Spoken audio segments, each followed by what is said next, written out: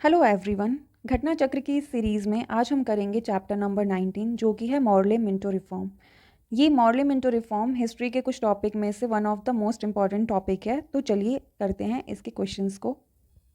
Morley Minto reforms, इसका पहला question जो है वो है which of the following events took place in the year 1911। 1911 में इनमें से कौन सा इवेंट हुआ था। फर्स्ट है पार्टीशन ऑफ बंगाल रिवोक्ड। तो ये हुआ था 1911 में। पार्टीशन जो हुआ था बंगाल का उसको रिवोक कर लिया गया था।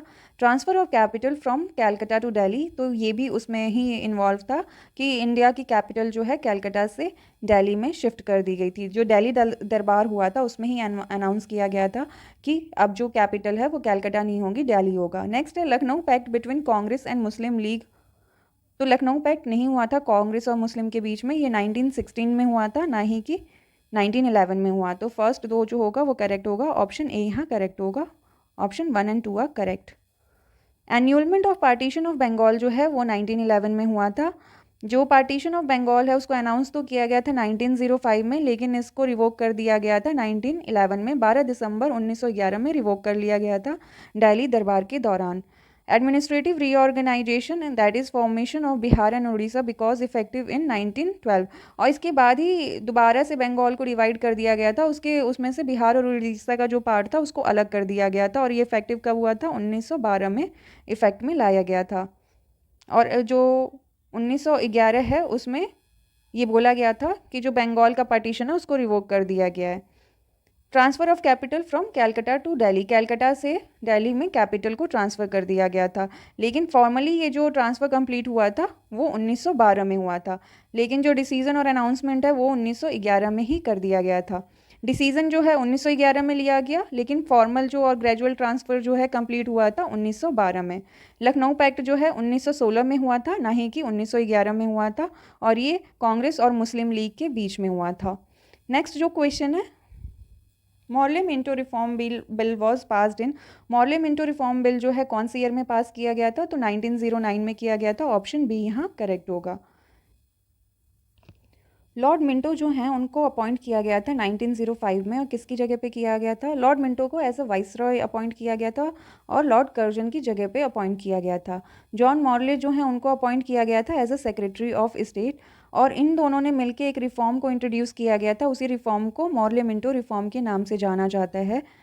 इंडियन काउंसिल एक्ट 1909 को ही आमतौर पे मॉर्ले मिंटो रिफॉर्म बोला जाता है। ये जो रिफॉर्म है वो एक्ट ऑफ पार्लियामेंट था यूनाइटेड किंगडम का, और इसका गोल क्या था, एम क्या था, ये क्या करना चाहती थी, इंक्रीज करना चाहती थी इंडियंस का involvement in the governance of British India. इसका मेजर डिस्प्यूट ये था कि ये इसने इंट्रोड्यूस किया था सेपरेट इलेक्टोरेट फॉर मुस्लिम्स। इस वजह से इस बिल को काफ़ी ज़्यादा क्रिटिसाइज भी किया गया था इंडियंस के थ्रू। नेक्स्ट जो क्वेश्चन है वो है the Indian council act of 1909 was provided for. Indian council act 1909 जो है उसको उसने क्या दिया था, तो उसने कॉम्युनल रिप्रेजेंटेशन किया था, मतलब कि मुस्लिम लीग जो है उसको सेपरेट इलेक्टोरेट प्रोवाइड कर दिया था। मेन फॉल्ट जो था इंडियन काउंसिल एक्ट 1909, जिसको कि कॉमन लैंग्वेज में मॉर्ले मिंटो रिफॉर्म के नाम से जाना जाता है, इसमें सबसे बड़ा जो डिफॉल्ट था वो था कॉम्युनल रिप्रेजेंटेशन। इसने कॉम्युनल रिप्रेजेंटेशन दे दिया था, मुस्लिम्स को सेपरेट इलेक्टोरेट दे दिया था। इसमें ये होता था सेपरेट इलेक्टोरेट में कि मुस्लिम मेंबर्स जो हैं केवल वही वोट कर सकते थे किसी भी मुस्लिम इलेक्टोरेट को, मतलब कोई भी मुस्लिम मेंबर है वो केवल मुस्लिमों द्वारा ही चूज़ किया जाएगा, उसके लिए और कोई वोट नहीं डाल सकता था। और इंडिया में कम्युनल प्रॉब्लम का one of the biggest reason ये रिफॉर्म भी था। नेक्स्ट क्वेश्चन पे मूव करते हैं। नेक्स्ट है seeds of discorded were in which event during national movement and which eventually divided the country was.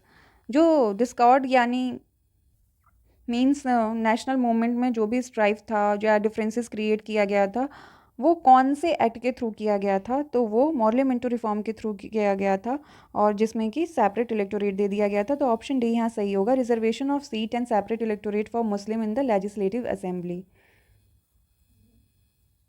Morley Minto reform जो है उसने सेपरेट इलेक्टोरेट दे दिया था मुस्लिम्स को, और इसका जो है काफ़ी ज़्यादा इम्पैक्ट रहा इंडियन पॉलिटी में। इसी की वजह से कॉम्युनल जो भी चीज़ें थीं वो काफ़ी ज़्यादा बढ़ गई थी।